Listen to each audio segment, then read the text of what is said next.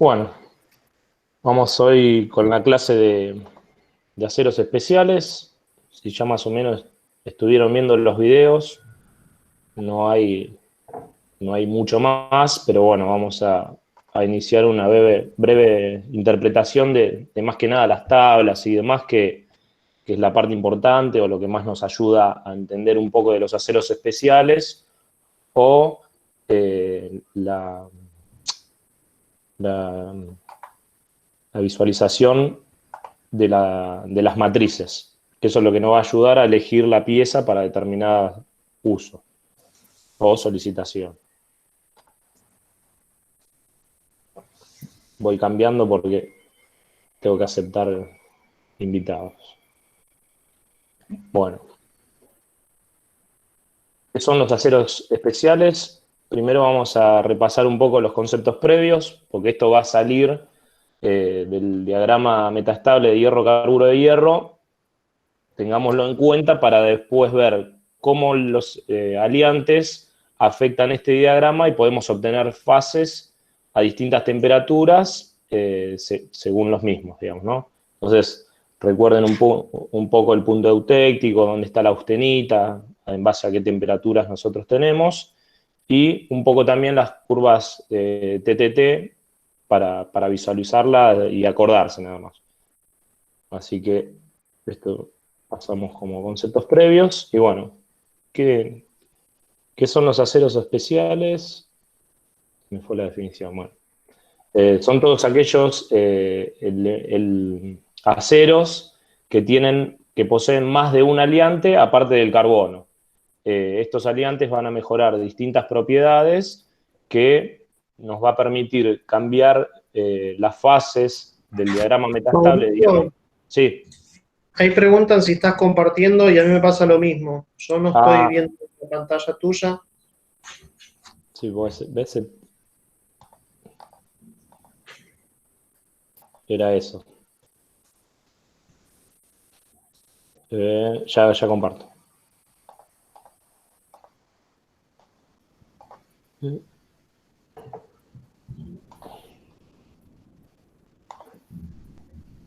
Porque estaba en otra ventana, la pantalla.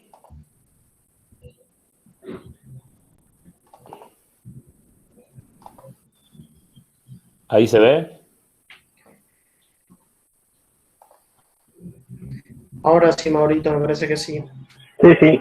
A ver, si lo proyecto, ¿ahí se ve? Excelente. Listo. Acá estaba el repaso del diagrama metastable de hierro-carburo de hierro. Entonces, con esto nos va a dar una idea de cómo modifican ciertos aliantes el mismo diagrama, cuando abajo en vez de tener carbono tenemos cromo, níquel, molibdeno u otros tipos de aliantes. Entonces, bueno, la definición acá me falta un slide, no sé qué pasó, por ahí debe estar después, que era cuál es la definición de aceros especiales, que es todo aquel acero que debe sus propiedades, además de tener el carburo como aliante, posee otros aliantes, valga la redundancia. Entonces, estos aliantes van a modificar las fases de este diagrama y vamos a obtener a distintas temperaturas, distintos porcentajes, determinadas propiedades que hacen que mejore notablemente los aceros convencionales, digamos, ¿no? Entonces, el aumento de estos elementos de aleación, ¿qué causa? En algunos aumenta mucho la templabilidad, disminuye la severidad de temple, o sea que puedo enfriar a velocidades más lentas y obtener martensita, en los primeros casos de mejorar la templabilidad. Bajan la distorsión y el riesgo de fisuración, o sea, por esto de que ahora nos permite enfriar mucho más lento, hace que nosotros no tenga un brusco de temperatura grande en un periodo de tiempo muy corto. Entonces, esto permite que no haya tanta distorsión ni que se fisure la pieza. Aumenta la sección de la herramienta, entonces disminuye las temperaturas de inicio de la martensita y el final de la martensita, por lo mismo que dije recién. Aumenta el riesgo de fibrosis. No, eso está mal. Aumenta el porcentaje de austenita retenida, entonces aumentan los carburos. Tenemos más carburos, que son la parte más dura, entonces vamos a tener propiedades mecánicas superiores a los aceros convencionales. Aumenta la resistencia al desgaste. Esperen que admito una.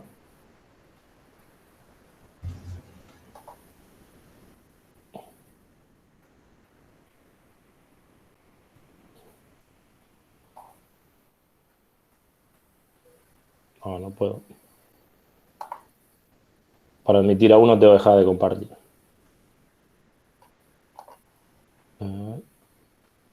Ahí está. Disculpen, ¿eh?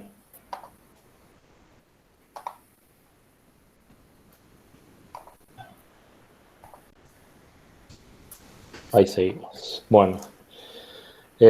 Aumenta la resistencia al desgaste.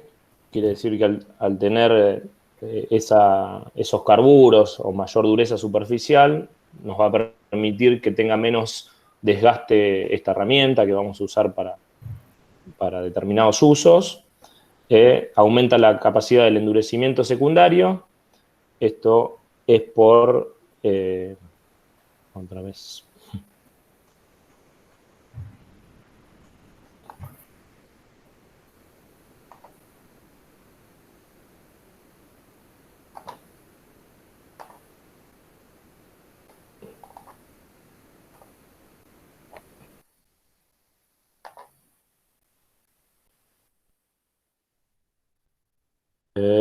Endurecimiento secundario puede ser por la austenita retenida que nosotros tenemos en una martensita, o en el caso de los carburos, en el revenido, nosotros tenemos una zona que adquiere mucha más dureza, pero a veces eso tiene una mayor fragilidad que podría arruinar nuestra pieza. Y bueno, después aumenta la resistencia al revenido. Es por esto de que ya podemos revenir a temperaturas un poco más bajas y obtener la dureza casi como la martensita. Pero bueno, asociado a que disminuye la fabricabilidad, o sea que son más costosos o más difíciles de realizar en cuanto al proceso, y bueno, obviamente eso aumenta los costos de fabricación. Bueno, que con los elementos aliantes, acá tenemos un ejemplo, digamos, de cómo, de qué efectos generan en la tenacidad de los aceros ferríticos, ¿no? Para poner un caso, para que se entienda un poquito más de qué mejoran estos. Exceptuando el níquel, todos los elementos en solución sólida en la ferrita disminuyen la tenacidad y elevan la temperatura de transición. Pero, sin embargo, al aumentar la cantidad de aliantes en un determinado acero, es mayor la templabilidad del mismo y, por lo tanto, mayor el porcentaje de martensita para una dada velocidad de enfriamiento. Luego de un revenido a temperaturas adecuadas, a mayor porcentaje de martensita logrado en el temple, menor será la temperatura de transición y mayor la tenacidad e igualdad de resistencia mecánica. Acá resumiendo, es decir que son los aliantes los que permiten combinar una excelente tenacidad con una gran resistencia mecánica. Acá para redondear es que al tener aliantes puede que disminuyan la tenacidad en un caso, pero al obtener martensita, por ejemplo, y después revenir, esa tenacidad nos ve aumentada en el revenido y encima tenemos una mejor resistencia mecánica, que siempre está asociado, cuando más resistencia mecánica, vendría a ser más duro, más frágil, entonces perdería tenacidad. Acá hay una combinación de factores que hacen que aumente la resistencia mecánica y no pierda tanto esa tenacidad y hasta logre mejorarla con diferentes aliantes que atacan una fase en vez de la otra, digamos. O en vez de generar carburos, quedan disueltos en una fase, que eso mejora esas propiedades. Esperen que admito otro alumno.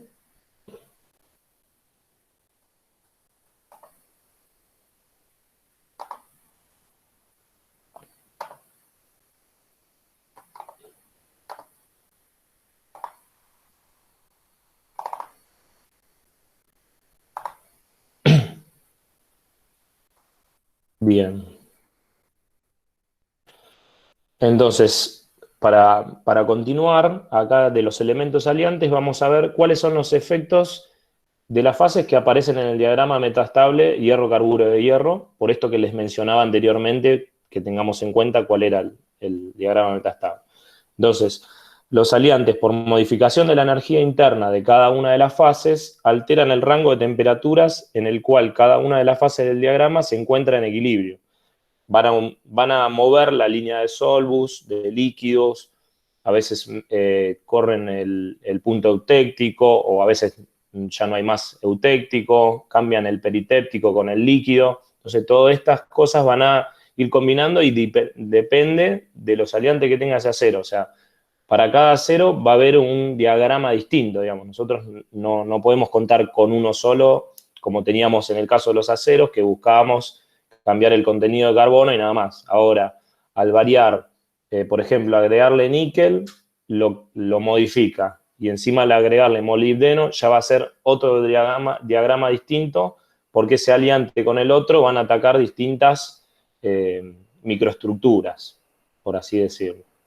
Entonces, además aumentan el número de fases que se puede encontrar en el sistema, dado que se cumple la regla de fases de Gibbs. No lo vamos a ver. Entonces, fuera del equilibrio, el efecto de los elementos de aleación es aún mayor, dado que aumentan el número de fases metaestables, considerando solo las modificaciones de fase. Estas fases metaestables, recuerden que van variando en función del tiempo, pero al ser metaestable, ese tiempo tiende a casi infinito, digamos, pero por eso lo llamamos metaestable. Entonces, ¿cuáles son los elementos que nos van a cambiar o van a aparecer en las fases? Vamos a tener los elementos gamágenos, que se disuelven principalmente en la austenita y la estabilizan reduciendo su energía libre. Vamos a ver posteriormente que estos elementos gamágenos, se acuerdan que la austenita, por debajo de los 723 grados, nosotros ya no teníamos más austenita. Bueno, acá hay elementos que se disuelven en la austenita y logran bajar esa austenita a temperaturas cercanas a la temperatura ambiente o, en el caso de algunos, hasta la temperatura ambiente. Entonces nosotros vamos a tener austenita a temperatura ambiente, que eso nos va a dar determinadas propiedades que vamos a ver más adelante. Después están los elementos alfágenos, que se disuelven principalmente en la ferrita y la estabilizan reduciendo su energía libre. Acá el mismo caso de la austenita, nosotros teníamos un porcentaje muy bajo de austenita y el resto era cementita. En este caso, con determinados aliantes, vamos a obtener esa austenita en mayor grado a temperatura ambiente, por ejemplo. Y bueno, después elementos formadores de carburo que van a estar asociados más a la parte de la cementita, que era nuestro carburo de hierro-carbono. En este caso van a formar carburos esos mismos elementos y van a ser la especie de nuestra cementita de darle dureza y propiedades mecánicas a nuestro acero. Bueno, hasta ahí vamos bien. A ver. Sí, sí. Perfecto.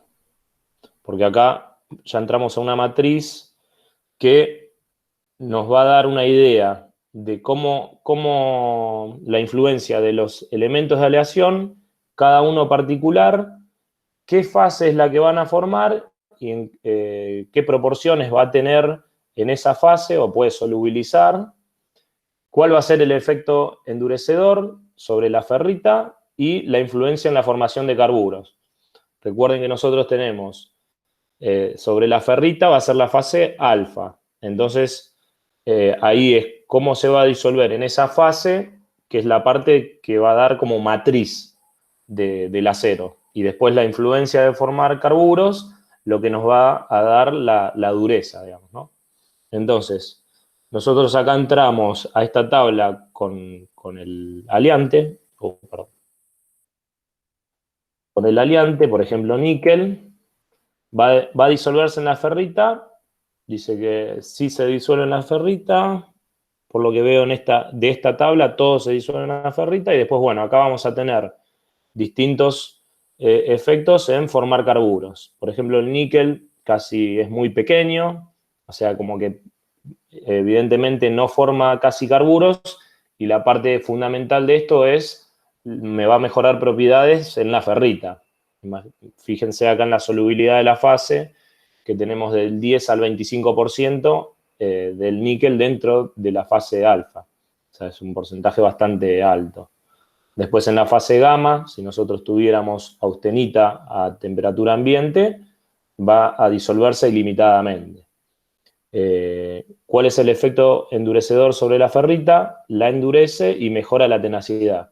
Ven, acá logramos mejores propiedades mecánicas y encima una buena tenacidad. Por eso la mayoría de los aceros especiales tienen el níquel, el cromo, molibdeno como principales, ¿no? Bueno, influencia en formar carburos, mucho menor que el hierro, y es grafitizante. O sea, le da propiedades grafitizantes, no tanto los carburos de formación dura, digamos, ¿no? De alta dureza. Por ejemplo, seguimos con el cromo, que es también otro de los más importantes. Este, en cambio, forma carburos. O sea, este va a mejorar más propiedades en la parte de los carburos, en las láminas de carburo que va a formar, por ejemplo, que antes lo veíamos la cementita. Entonces, se puede solubilidad ilimitado, puede incluirse en la fase ilimitadamente. Y bueno, en el caso de gamma, 12,8%, el 20% con 0,5 de carbono. Esto siempre está asociado que cada elemento aliante está condicionado por la cantidad de carbono, por ejemplo, porque si ya otro aliante toma los espacios intersticiales de la celda, no va a incluir otros aliantes, digamos, ¿no? Entonces, por eso acá siempre hay que tener mucho cuidado con los porcentajes. En los aceros especiales está todo muy estudiado, porque a veces algunas propiedades mejoran y otras empeoran con respecto a temperaturas. Hay bastantes problemas que se pueden dar. Por eso siempre, en algunos casos, se aclara del contenido de carbono y demás, que lo vamos a ver en las próximas filmitas. Después, endurece la ferrita. Acá dice endurece y mejora la resistencia a la corrosión. Esto va a ser siempre en los límites de la superficie, que va a formar un óxido, el cromo, que va, o sea, se genera un óxido, pero ese óxido es justamente del mismo color del acero, y después si se rasguña o sufre algún corte, ese óxido se vuelve a generar. Entonces esa capa siempre va a ser protectora contra la corrosión, y siempre y cuando en el medio cual sea el medio que lo corroe. Hay algunos medios más agresivos o ácidos y demás que no va a ser tan eficiente este elemento, pero bueno, en la gran mayoría que conocemos, transportes de agua, este caso va a ser muy, muy bueno esa mejora. Después, influencia en formar carburos, mayor que el molibdeno y menor que el tungsteno o wolframio. Y entonces, bueno, así vamos a ir viendo cada uno, ¿viste? Por ejemplo, para que entiendan ya con los dos primeros, después se puede ir leyendo. Y, por ejemplo, a ver, el boro es un elemento que ayuda muchísimo a la templabilidad en muy poco porcentaje. Por ejemplo, acá se disuelve en la ferrita, no forma carburos, o sea, solo se disuelve en la ferrita, y en porcentajes menores al 0,15%. Muy poco sobre la ferrita y no es sensible, digamos, en formar carburos, pero este mejora mucho la tenacidad. Eso con respecto a los aliantes. Y en cuanto a las fases.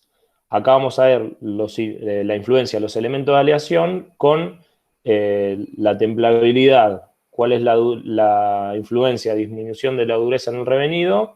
Y principales funciones que desempeña cada uno de los elementos de aleación con respecto a las propiedades de los aceros especiales. Acá Bueno, níquel. Vamos a ver el primero y después algún otro. El níquel. Influencia en la templabilidad, aumenta ligeramente y tiende a retener austenita en los aceros de alto carbono. Que lo veíamos anterior que en la fase austenítica, en la fase gamma, tenía bastante porcentaje.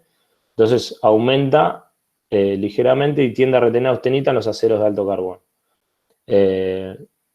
Disminución de la dureza en el revenido, muy poco en pequeños porcentajes. O sea que yo revengo la martensita y me baja muy poca la dureza en cuanto a la martensita.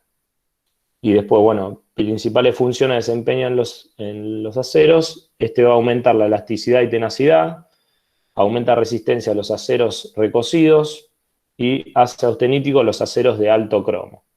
Hace austenítico, o sea, mejora la fase austenítica hasta temperaturas ambiente, por ejemplo.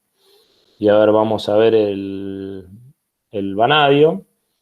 Aumenta muy fuertemente cuando está disuelto en la templabilidad, o sea, si está disuelto va a mejorar muchísimo la templabilidad, gran oposición al ablandamiento y aparece la dureza secundaria, entonces esto van a tener mayor dureza al revenirlos, no que la martensita, sino que comparado con un acero convencional, al revenirlo estamos muy cerca de la dureza de la martensita. Y entonces este va a dificultar el crecimiento de grano en los aceros en los calentamientos, o sea, va a tener una buena estabilidad trabajando a temperaturas elevadas, aumenta la templabilidad cuando se encuentra disuelto, dificulta el ablandamiento del revenido y da lugar al fenómeno de dureza secundaria. Entonces, así van entrando con cada elemento de aliante y cuál es la propiedad o qué es lo que va a mejorar en cuanto a la aleación. Esperen que admito otro.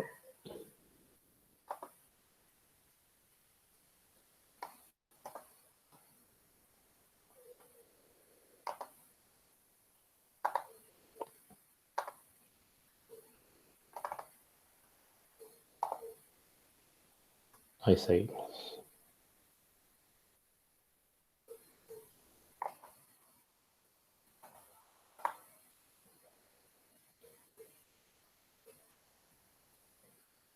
Acá tienen más elementos aliantes, de la tabla es lo mismo. Y bueno, ¿cuáles son las conclusiones de aliar nuestros aceros? Bueno, el efecto de estos aliantes va a depender del tipo de procesamiento que tenga el acero. Recuerden que los procesos de agregar este tipo de aliante va a ser muy específico, van a tener distintas fórmulas al agregarlo o agregarlo en forma de polvos, o etcétera, digamos, para que se vaya homogeneizando el material y luego surjan las fases. Y esto es lo que hace que el proceso sea más caro y obviamente más costoso nuestro acero. Después, el efecto de cada aliante depende fuertemente de las transformaciones de fase. Las modificaciones que va a hacer en cuanto a las fases y las microestructuras, va a depender cada aliante en particular en conjunto con los demás. Los efectos indirectos son los de mayor influencia. Nosotros nos va a favorecer algo, pero a veces un efecto indirecto, que será una temperatura de transición, por ejemplo, nos puede traer o problemas o va a mejorar porque la curva esa la va o a subir o a bajar en la temperatura que nosotros estemos, y eso nos va a favorecer.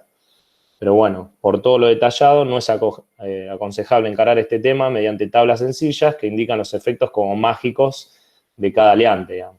Dichas tablas son solo útiles cuando se entiende la metalúrgica de cada acero. O sea, estos son aceros de mucha tecnología y bastantes desarrollos, entonces son determinadamente específicos y se conoce siempre, se trabaja con algunos rangos de materiales, y mucho más acá en Argentina, por ejemplo, no tenemos desarrollo. Entonces se compran y vamos a trabajar con algunos de estos. Así que bueno, creo que hasta acá con el tema de aliantes. ¿Alguna duda?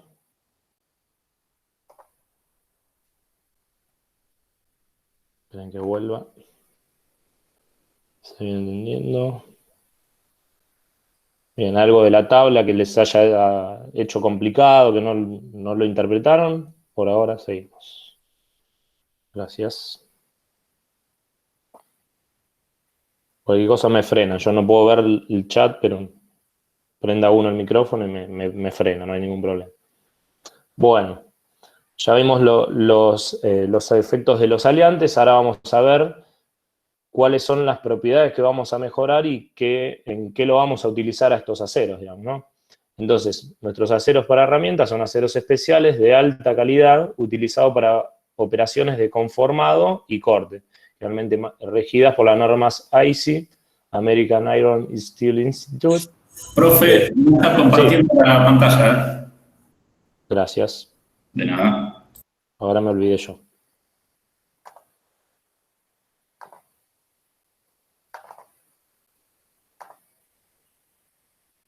Bien. Aceros especiales de alta calidad utilizados para operaciones de conformado y corte, regidas por las normas IC. Y bueno, ¿cuáles van a ser nuestros principales usos de estos aceros para herramientas? Herramientas de corte, ya sea para tornear, brocas, fresas, brochas, etcétera. Matrices para distintos materiales, sea plástico, sea acero, sea aleaciones, de todo.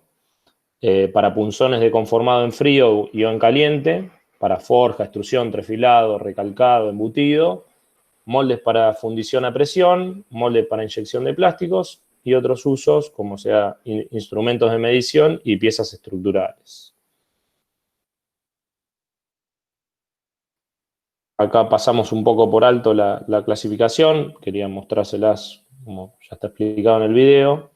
Para determinados aceros, nosotros, ¿qué vamos a usar acá? Tenemos para trabajo en frío, en caliente, aceros rápidos, y ahí nos va a decir cuál es la serie que usa ese tipo de aceros como nomenclada, y a la derecha nos explica, en base a esa letra, cuáles son o cuál es la característica principal de ese acero, digamos, ¿no? La W son templadas al agua, la O templadas al aceite, elementos de media aleación o templables al aire con la A, y H1 a 19, vaso de cromo, cuáles son los aliantes que van a determinar o la gran cantidad que tienen para ese acero específico. Bueno, esto lo explica Johnny en el video. Y acá quería mostrarle también, en base a los elementos de aleación que tenemos, cuáles van a ser las proporciones de esos elementos en base a las distintas clasificaciones de AISI. Por ejemplo, acá el W1, que era templado al agua, el primero no tiene no sería especial, digamos, ¿no? Tenemos 0,6 de carbono y 1,40 entre 0,6 y 1,40 de carbono. Pero ya fíjense que en el W2 ya tenemos un 0,25 de vanadio. En el W5 un 0,5 de cromo. Y así van a ir mejorando las distintas propiedades en base a esa serie. Quería mostrarles, más siempre se puede ver. Temblables al aire. Acá, para trabajo en frío, ¿ven? Ya los anteriores se agregaba 1, algo, 0,25. Acá ya empieza a ver serie de alto carbono y alto cromo, por ejemplo, para hacer trabajos en frío. Fíjense el contenido de carbono que tenemos acá, digamos, ¿no? Estamos en los aceros hipereutectoide y hasta muy cerca de fundiciones con 2,25, digamos, ¿no? Tenemos 1,50, 2,35, 2,25, 1,50 es alto carbono, y el cromo ya tenemos un 12% de cromo y un 1% de molibdeno. Entonces, en este caso ya, fíjense que tenemos altas proporciones de otros aliantes, que en este caso es el cromo. Pero más adelante tenemos más. Para trabajo en caliente, fíjense que al trabajar en caliente necesitamos, al revés que en frío, 0,35, 0,45, 0,25 de carbono. O sea, tenemos aceros de bajo carbono, pero bueno, vamos a tener alto tungsteno. Fíjense, proporciones de 15, 18% y algunos bajo o alto cromo en este caso. Esto para hacerle una visualización un poco más específica de cómo leer esta tabla y para que se vean una idea de las proporciones que puede tener y cómo cambia después en el trabajo de ese acero en la vida real. Hola, profe, buenas tardes. Sí, buenas tardes. ¿Qué tal? ¿A qué se refieren con trabajos en caliente y trabajos en frío? ¿Les podría dar algún ejemplo Sí, para saber? Trabajo en frío es aquel trabajo que se realiza muy por debajo de la temperatura de recristalización, y trabajo en caliente por encima. Al trabajar en frío, o sea, por debajo de la temperatura de recristalización, nosotros vamos a poder endurecer el material por la... Deformación plástica. Por la deformación plástica. Entonces, con la deformación plástica nosotros podemos endurecer el material, mejorar propiedades mecánicas a costa de no poder seguir deformando infinitamente. Y al trabajar en frío nosotros llegamos a a tolerancias mucho más precisas que trabajar en caliente. Y trabajar en caliente, como está por encima de la temperatura de recristalización, cuando vos lo terminás de trabajar, al estar por encima de la recristalización, al deformarlo, vuelve al tamaño de grano que tenía antes de aplicarle esa tensión para reducir el espesor, por ejemplo. También acá, Mauro, hay un tema, Sí. hay un tema de tolerancias, ¿no? Un acero que vos lo haces para un herramental en caliente, digamos, tener menor deformación, ¿no es cierto? Menor deformación a alta temperatura, no va a perder las propiedades a medida que suba la temperatura, ¿sí? Va a mantener su rigidez.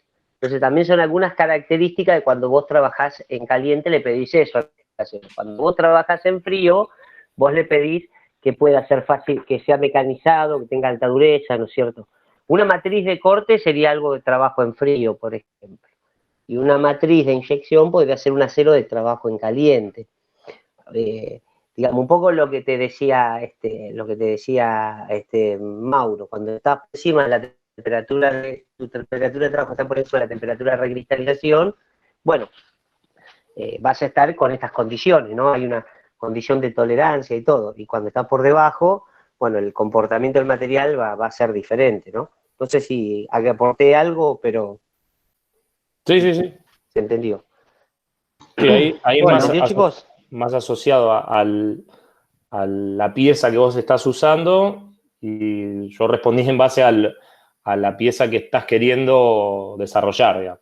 Así que ahí quedaron las dos campanas bien explicadas. Claro, está bien. O sea, más allá del proceso en sí, de lo que le aporta el aliante, uno también tiene que pensar a dónde va a poner esa pieza y qué necesita de la pieza, digamos. Exacto. ¿Qué propiedades yo necesito mantener a esa temperatura de trabajo, por ejemplo? En el caso de diseñar esto de los moldes, para dónde va a estar trabajando. Claro. Bueno, está bien, está muy bien. Gracias. No, de nada. Bien, seguimos con esto. Es más o menos lo mismo. Quería que por lo menos se lleven de este cuadro una breve explicación de cómo leerlo o en base a qué atributos uno puede comparar. Así que fíjense esto: aceros rápidos para alta velocidad, base molibdeno. El molibdeno tiene bastante proporción, y luego los demás tienen bastantes aliantes y en otra proporción y también muy altos. Y un contenido de carbono hipereutectoide. Y había uno acá. Y aceros para moldes, que son la serie P, que fíjense el contenido de carbono, que es ínfimo, 0,07, está muy cerca de la fase de ferrita. 0,07, 0,10, y después, bueno, tiene cromo y níquel. Estos ya son bastante diferentes a los anteriores con alto contenido de carbono. Entonces, bueno, ¿qué es lo que vamos a destacar en cuanto a la selección de aceros para herramientas? cuáles van a ser las propiedades relevantes de los aceros especiales que nosotros vamos a tener como importancia para cumplir con las solicitaciones a la cual va a estar sometido el proceso. Que bueno, ya las menciono porque están en el video. Es la templabilidad, que creo que lo deberían acordarse, digamos, ¿no? ¿Qué es la templabilidad? Ya es como una pregunta de final, así que si alguien la responde, ya tiene un punto más para el final. A ver si se acuerda alguien.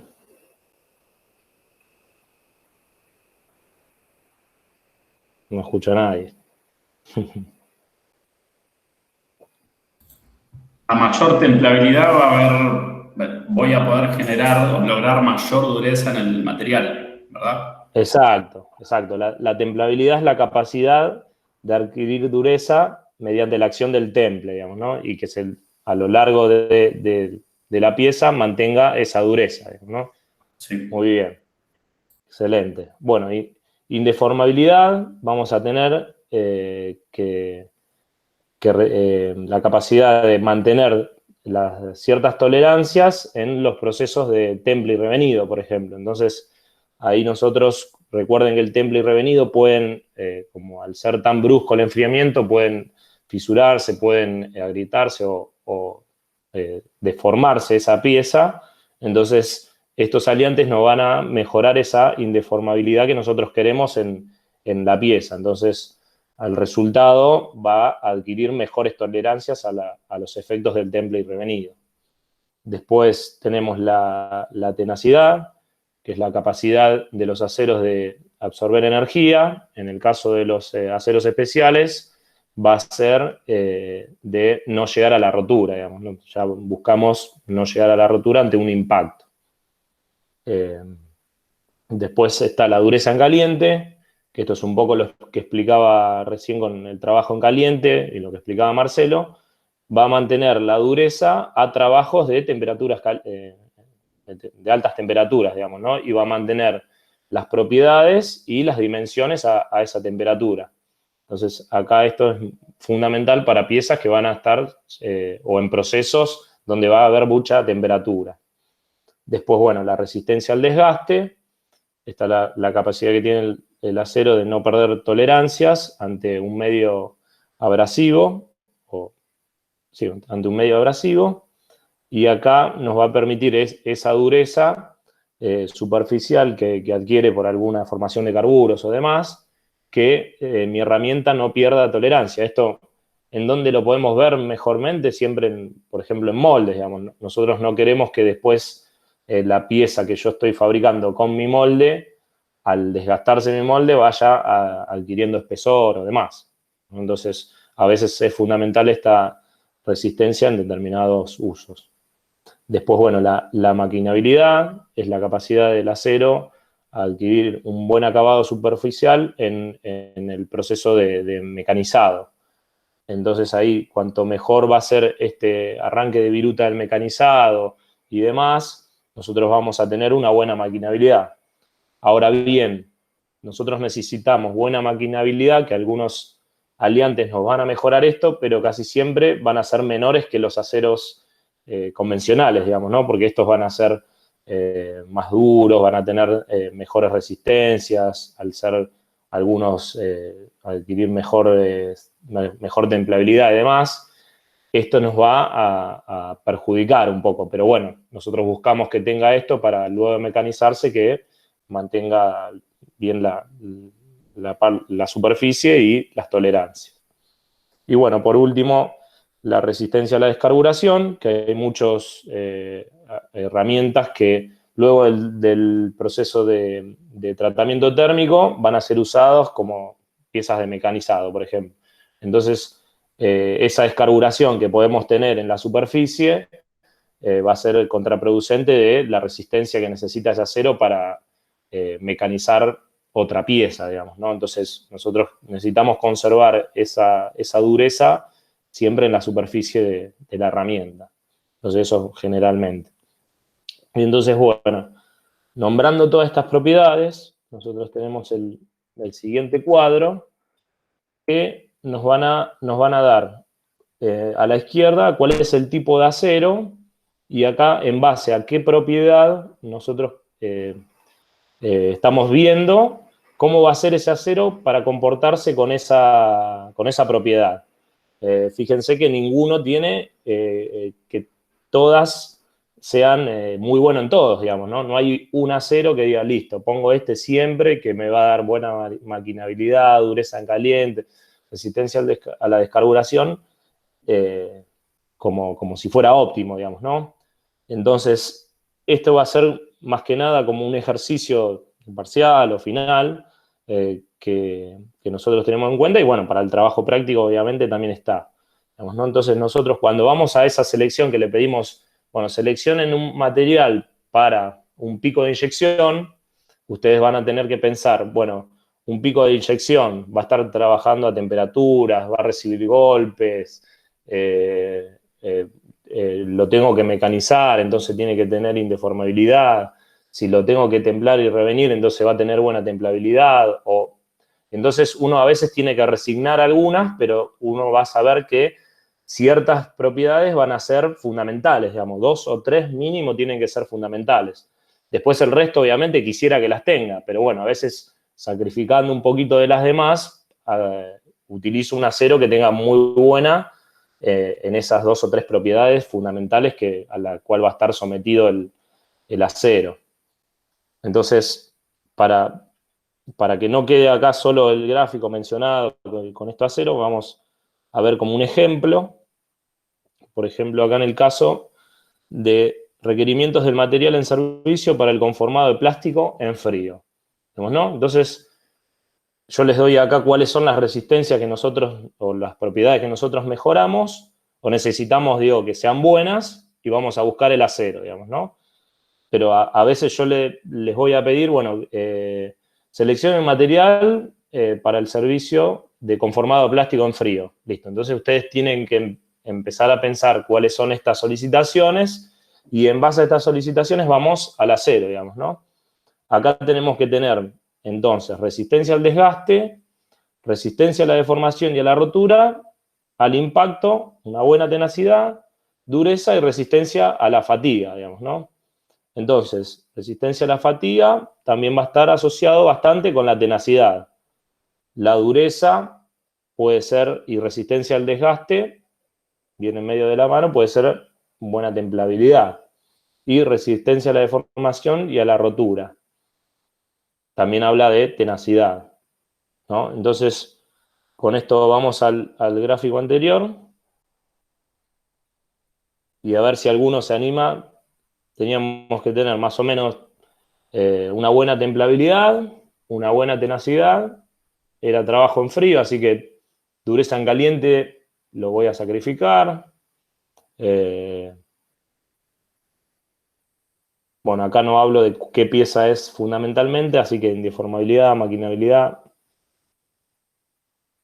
Acá, bueno, vamos a hacer resistencia al desgaste, tenacidad y templabilidad. ¿Me pueden indicar qué acero seleccionarían, digamos, de esta tabla?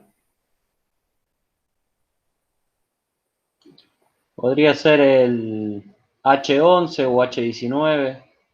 H11. Tenemos una templabilidad profunda, muy bien, una buena tenacidad y regular resistencia al desgaste y dureza en caliente buena. Sí. Claro, en el F2 muy bien. El F2 tenemos muy buena resistencia al desgaste, muy buena tenacidad, pero templabilidad superficial. Ajá, entonces en Ahí. ese tenemos que tener en cuenta la pieza, exactamente. Si es solamente superficial, o necesito que toda la pieza mantenga esa característica de dureza. Muy bien. Buena observación. Pero siempre, o sea, como que está muy bien porque no hay una respuesta correcta, digamos, ¿no? Ahora, uno busca esa justificación. Yo acá le di pocos datos. Ahora, por ejemplo, le decía que era una pieza de inyección o un molde de una matriz.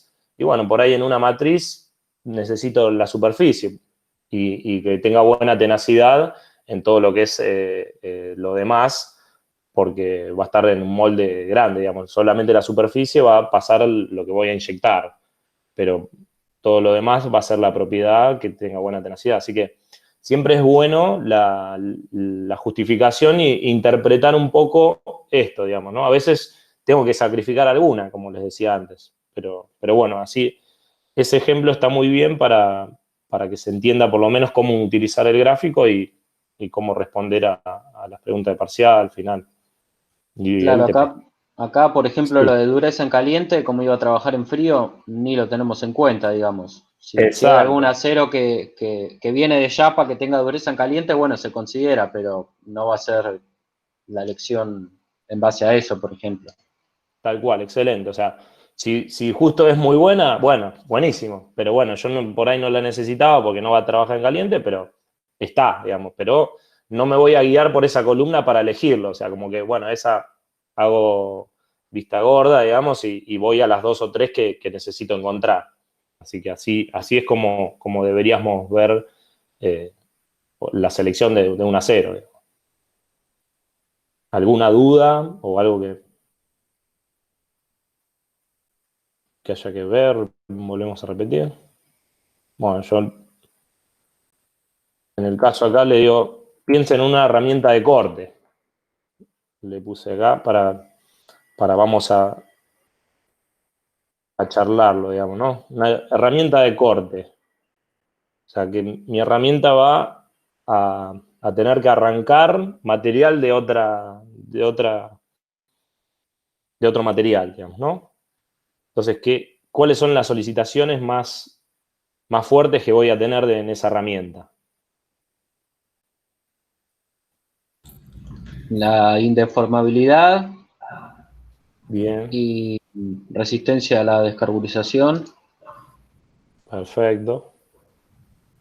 Y al desgaste Bien. también, por ejemplo. Resistencia al desgaste, muy bien. Entonces, sí, esa pieza va a estar sometida Pero ya va a tener, seguramente va a ser, al acero que elijamos va a tener deficiencia en la tenacidad, por ejemplo, porque quizás sea muy quebradizo. Bien, bien, pero a veces tenemos que sacrificar la tenacidad o por ahí después hacer un tratamiento que solo sea superficial, como bien dijimos anteriormente. Digo, bueno, acá necesito que la herramienta sea en la superficie, tiene que ser dura, y después en el alma de la herramienta, por ahí necesito que sea blanda, digamos, ¿no? Entonces, por ahí viene la mano también, digamos. Muy bien.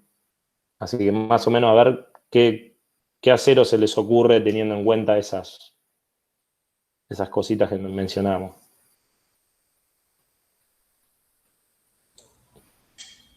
Ahí sí podría usar un F2, ¿no? F2.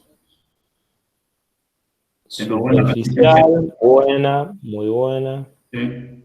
Buena resistencia, bien, bien, sería una respuesta válida.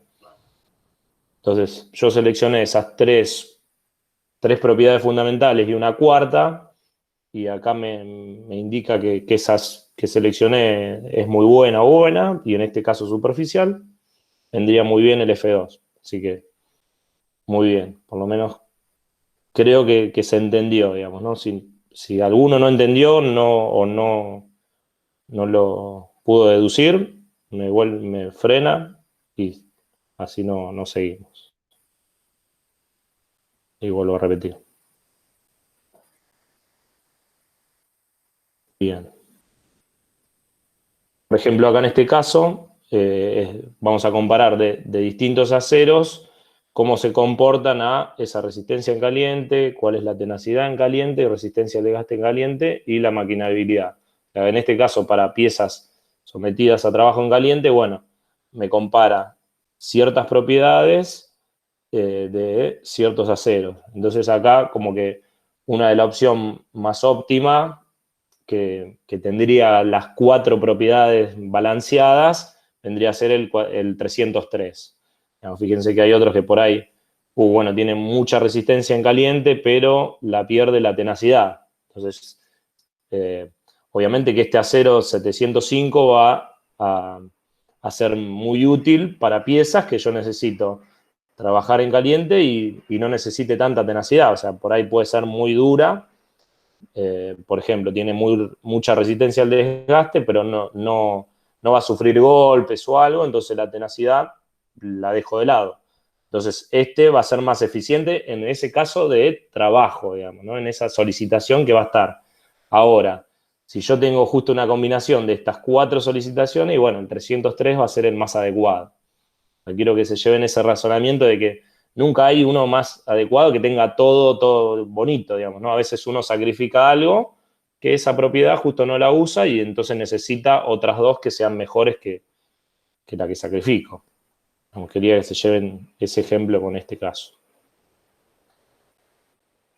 Bueno, entonces pasamos a los aceros inoxidables, digamos, ¿no?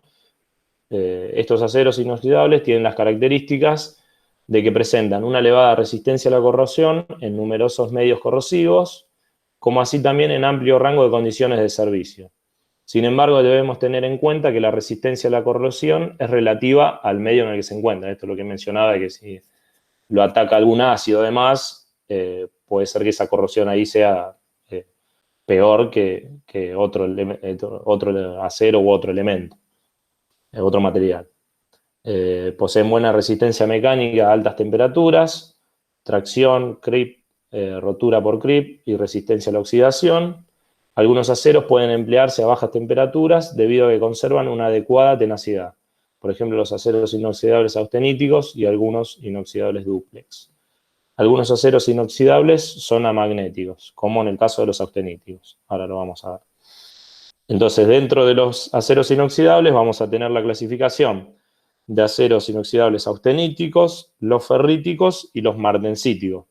Ya un poco la palabra nos lo dice, cuál va a ser la fase a la cual vamos a estar en condiciones de temperatura ambiente, digamos. Por ejemplo, los aceros inoxidables austeníticos básicamente son de la serie ISI 300 y en menor proporción de serie 200. Estos son aquellos que poseen mayor resistencia a la corrosión y a altas temperaturas. O sea, nuestras temperaturas de trabajo, en este caso, van a ser muy buenos para trabajar en caliente, digamos, ¿no? A altas temperaturas van a mantener las propiedades y encima, con respecto a la corrosión, son los de mayor resistencia, digamos, ¿no? Son los aceros más estables. Estos aceros no se endurecen por tratamiento térmico. Esto es fundamental, digamos, no se endurecen por tratamiento térmico. ¿Por qué? Porque la estructura austenítica, porque es estructura austenítica a temperatura ambiente, digamos, ¿no? Entonces, si yo ya tengo austenita a temperatura ambiente, por más que le haga un revenido, un temple, un normalizado, algo así, siempre va a estar la austenita a esa temperatura, digamos. Entonces, no lo voy a poder endurecer por tratamiento térmico. O sea, el tratamiento que le hagan no va a tener efecto porque ya es austenita a temperatura ambiente. Y bueno, uno de los casos es que no son magnéticos. Como la austenita no es magnética, al tener a temperatura ambiente austenita, son amagnéticos. Entonces, acá vamos a ver en el gráfico, fíjense que acá, bueno, en este caso tenemos 74 de hierro, 18% de cromo, 8% de níquel y muy bajo contenido de carbono, debe ser 0,1, 0,2. Entonces, fíjense que a temperatura ambiente, 200, temperatura ambiente, tenemos la fase austenita y alfa y cementita. Fíjense, abajo de los 800 grados, en el caso de carbono, de 0,10, no, 0,05, arriba, por encima de eso ya tenemos austenita. Al bajar por esta línea, ya austenita va a quedar retenida como austenita estable, alfa más cementita. Por eso son austeníticos. A temperatura ambiente vamos a tener austenita y después, obviamente, las distintas proporciones de alfa más cementita. Después tenemos los aceros inoxidables ferríticos. Estos van a ser los aceros de serie ISI 400. Son de menor resistencia a la corrosión que los austeníticos. O sea, van a tener muy buena resistencia a corrosión, pero van a ser inferiores a los austeníticos. Estos son aliados al cromo, pero sin níquel. No son endurecibles por tratamiento térmico, tienen estructura ferrítica a la temperatura ambiente. Entonces, al tener ferrita a temperatura ambiente, no puedo endurecerlos por tratamiento térmico, digamos. No tengo austenita para enfriar y bajar a temperatura ambiente, para cambiar las propiedades. No voy a tener nunca martensita, por ejemplo. Y son magnéticos. En este caso ya la ferrita es magnética, entonces por ende estos aceros van a ser magnéticos. Acá vamos a ver el caso. Estos aceros se caracterizan por una estructura ferrítica a cualquier temperatura, ya que no presentan transformación de ferrita en austenita durante el calentamiento, ni transformación martensítica en el enfriamiento. Por esta razón no hay posibilidad de cambios de fase. Si a un acero inoxidable se le aumenta el porcentaje de cromo y se limita la cantidad de carbono, la vertical que representa la aleación se situará a la derecha del bucle gamma y el acero será ferrítico a cualquier temperatura, ya que no atraviesa ninguna línea de transformación. Lo pongo, esto en chino lo pongo en palabras. Fíjense que acá, a distintas temperaturas, si yo me muevo en el contenido de cromo, voy a pasar por el enfriamiento y transformo voy enfriando, transformo en austenita y luego se sigue enfriando y va a ser, todo esto es fase alfa. Entonces genera este bucle, esto es el carbono y el contenido de cromo, que al bajar, por ejemplo, por debajo de los 800 grados, siempre voy a tener ferrita como fase. Esto me explica, lo de la derecha me explica que depende del contenido de carbono, ese bucle voy a necesitar más cromo para que no haya austenita en ese medio, digamos, ¿no? Entonces acá fíjense, con poco contenido de carbono, hasta 12% de cromo, no voy a pasar por la fase austenítica. Si ya tengo un 0,2, necesito 23 porcentaje de cromo. Y así sucesivamente si agrego el carbono. Por eso siempre, como decía antes en los aliantes, va a estar condicionado el porcentaje que yo le ponga de un aliante asociado a otro aliante, que por ejemplo en este caso es el carbono versus el cromo.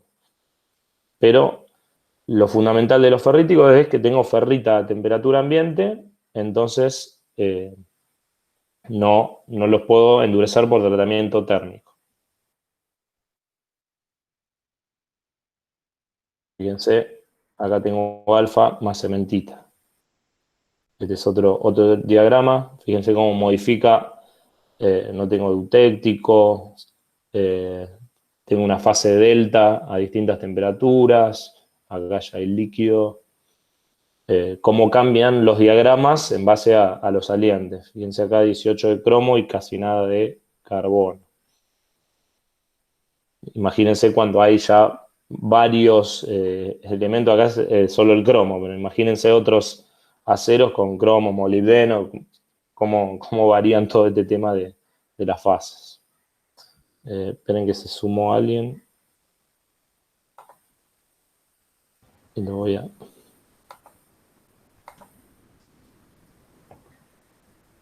Mientras, si tienen alguna duda.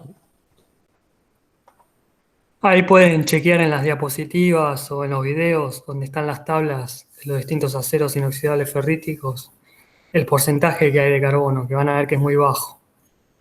Y coincide con la fase que se tiene que encontrar a temperatura ambiente, ¿no? Eso pueden chequearlo ahí con los diagramas. Excelente. No puse compartir.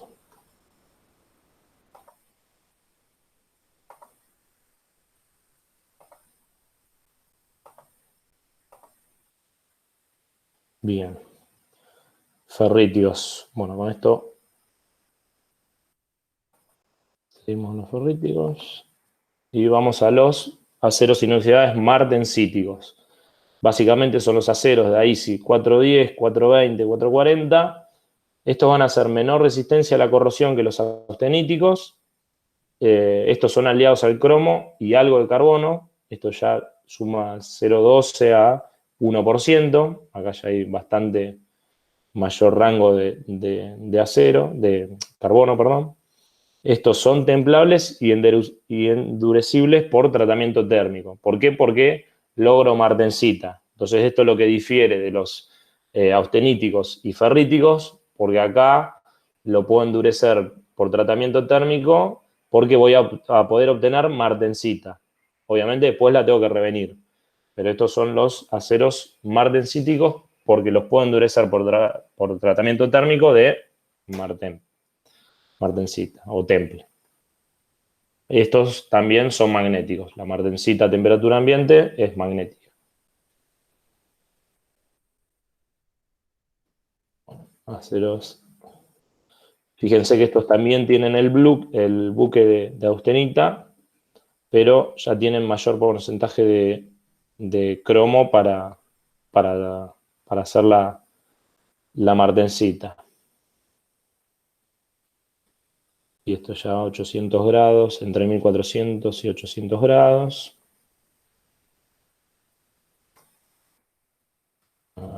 Bueno.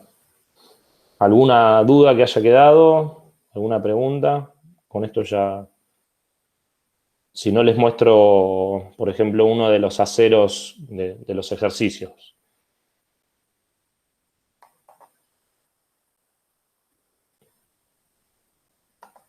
¿Algo que no se entendió? ¿Algo que quieran que repita?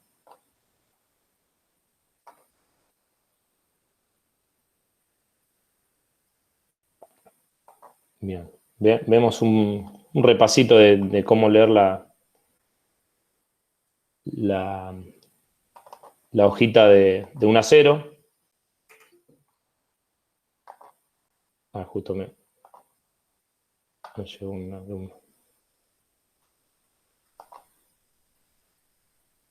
Ahí vuelvo a compartir.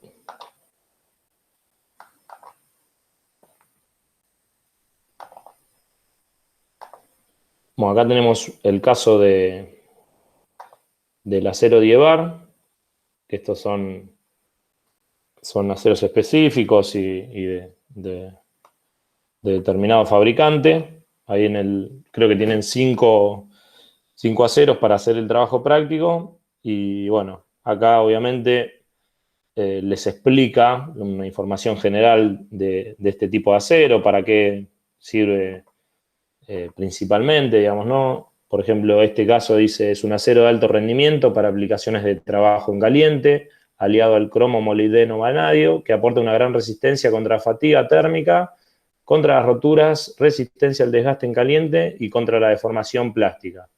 Se caracteriza por excelente tenacidad y utilidad en todas direcciones, buena resistencia al revenido, buena resistencia a altas temperaturas, excelente templabilidad y buena estabilidad dimensional durante el tratamiento térmico y en operaciones de recubrimiento.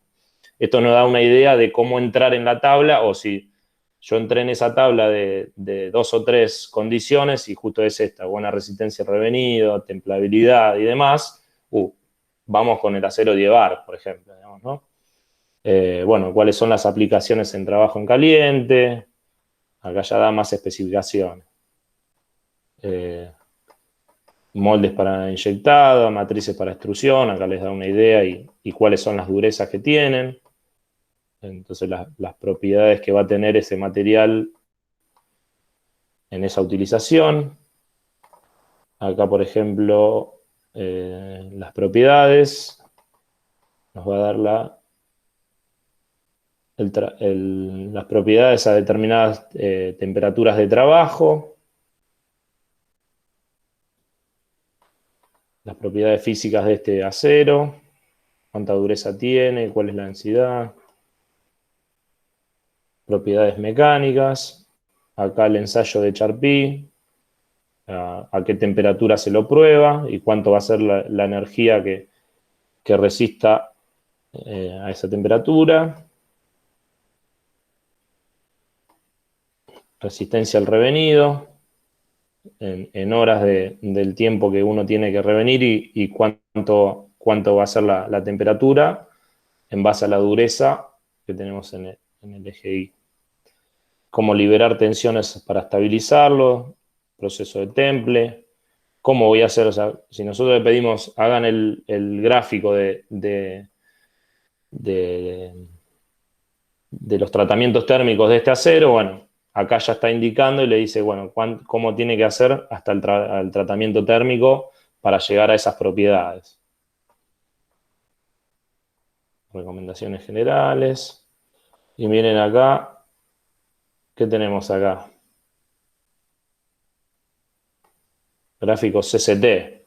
Entonces, fíjense, acá tenemos cuáles van a ser las velocidades que tenemos que cumplir para, por ejemplo, tener martensita, cuál va a ser la parte de vainita, acá tenemos perlita y formación de carburos, y cuáles son esas temperaturas y la velocidad y a qué dureza.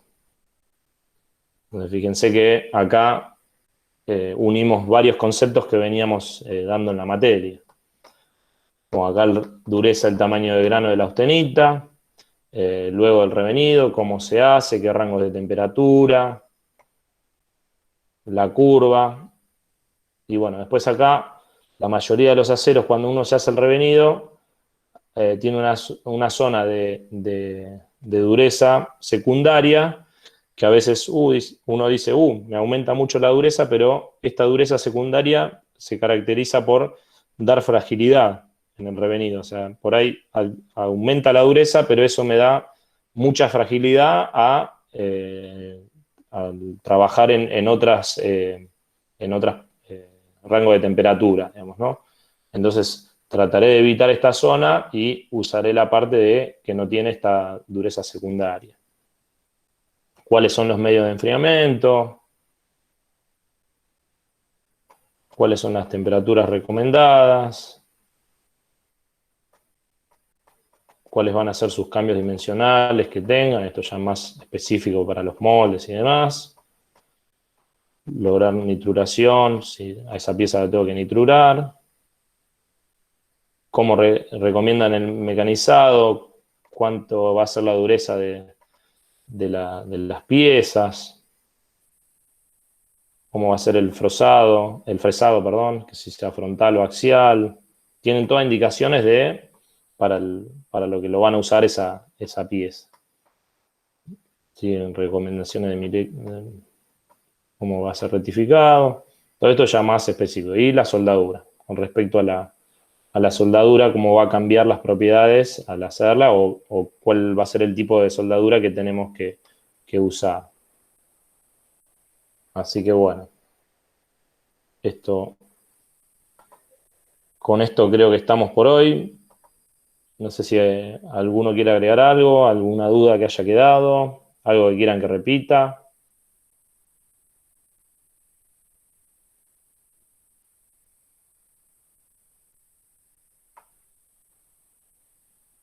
¿Se durmieron todos? Estás en No, profe, está bien. misiones. Bueno, por lo menos no se durmieron, digo, no contestaba nadie.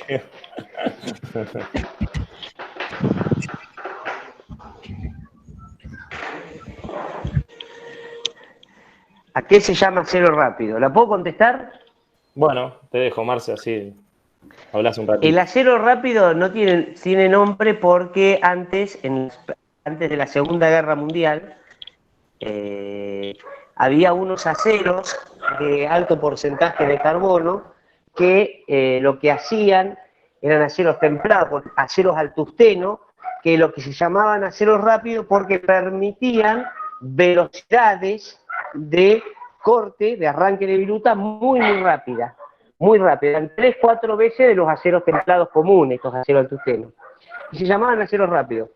El gran mérito del rearme del nazismo está asociado generalmente a el cambio del acero rápido por los materiales compuestos, por los CERMET, especialmente el carburo de tungsteno. Cuando aparece el carburo de tungsteno, llegaba de 100, 200, 300 veces más rápido la velocidad a la que se tornear una pieza o metalizar una pieza que el acero rápido, que era el desarrollado con acero al tungsteno. Y el concepto acá quedó como que el acero rápido no es ni porque se enfría rápido ni por nada, simplemente porque tiene esa característica. ¿No es cierto? Sin embargo, no es lo suficientemente tan bueno como no permite las velocidades de producción tan rápidas como el carburo de tungsteno, ¿no? ¿Sí? Quedó muy arraigado, pero hoy no sería un producto de tecnología. No sé si lo aclaré. Sí. Perfecto. Era para contar la historia nada más. Un poquito de emoción, para que se despierten un poquito. Claro, me emocioné para contar la historia. Digo, con la historia sería bueno. Bueno, no sé, chicos, ¿era alguna duda más? Muy interesante, ahora, sí. Hay un documental que explica unos conceptos entre Ford y la tecnología alemana lograron el rearme alemán, que sea entre el año 31, 32 hasta el 39. En 8 años rearman toda la industria. Porque, claro, las velocidades de mecanizado eran muchísimo más altas, por lo tanto, lo que dos pies cuando los americanos lograban producir uno, ¿no? O los ingleses, en caso. Perfecto. Bien, no somos mucho, pero... Sí, es el acero que se usa en las sierras de mano. A veces algunos lo usan, depende de la empresa, ¿no? Ella se utiliza algunos otros aceros, pero sí se usaba el acero rápido. Depende de la calidad de la hoja de sierra. También se usan algunos aceros al carbono, ¿no? 0,80, 1%. Bien. Bueno, si no hay ninguna duda, nos veremos la clase que viene. No recuerdo cuál sigue. Nos vemos, chicos. Y polímeros. Polímeros. Polímeros. Yo seguramente daré cerámicos y Mauro, ¿das polímeros? ¿Te va? ¿O viceversa? No sé quién lo da, pero no hay problema. Me tocaba a mí cerámicos, Marcel. Ah, bueno, lo vas a dar vos, entonces yo ni mejor. Porque no me acordaba, me estudiar. Por suerte está Wikipedia. Bueno. Por suerte está Wikipedia. ¿Y polímero quién lo da? ¿Yo? El primero. No, me parece que figuraba Nahuel. Lo iba a dar Nahuel, pero... No, pero Nahuel comprado, lo voy a dar yo. Ah. Así que se tranquilo. Podés acordar algo de polímero. Menos mal que está ahí, que me va a dar una mano. No, ¿querés que lo tome? Lo tomo, Marce, sin problema, ¿eh? No, lo doy durante un ratito dar polímero. No sé mucho, pero me voy a acordar algo. Bueno, dale. Una vez lo dije. Bueno, dale. Bueno, chicos, les mando un saludo grande, cuídense todos. Dale. Igualmente, saludos a todos. Nos vemos la semana que viene. Bueno, gracias, nos vemos. Gracias, Javier. Chao.